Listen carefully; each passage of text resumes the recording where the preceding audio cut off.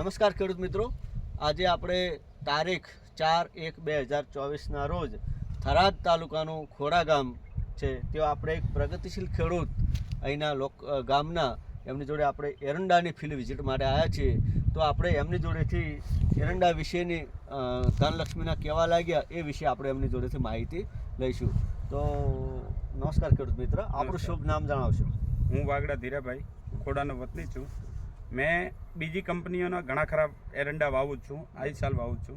એના કરતાં મને ધનલક્ષ્મી સારામાં સારું બિયારણ છે અને સારી એની માળ છે. પેલાની 4 માળને એની 1 માળ જેટલું આપણને ગુણવત્તા મળે છે, સારું છે.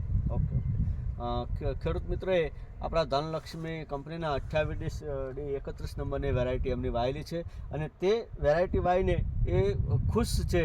અને બીજા ખેડૂત મિત્રોને તમે શું સલાહ આપશો આ વેરાયટી વિશે? આ વેરાયટી વિશે એવું આપું કે બીજી કંપનીનો તમે વાવો એના કરતાં આ ધનલક્ષ્મી વાવો તો તમને વધારેમાં વધારે ગુણવત્તા અને સારામાં સારો એંડો થશે અને તમને પેદાશ સારી મળશે. ઓકે, આપણે એમનું આગળ રાયડાનું પણ વાવેતર એમને કરેલું છે, તો રાયડા વિશે પણ 2 શબ્દો બોલો. રાયડો પણ બહુ સારો છે. હું બીજી કંપનીઓ કરતાં આનો રાયડો સારામાં સારો રાયડો છે એમ. અને બીજી કંપની વાવો છો, ગઈ સાલ વાવ્યો હતો, પણ એના કરતાં મને ધનલક્ષ્મીનો રાયડો સારો લાગે. ઓકે, નમસ્કાર, આભાર.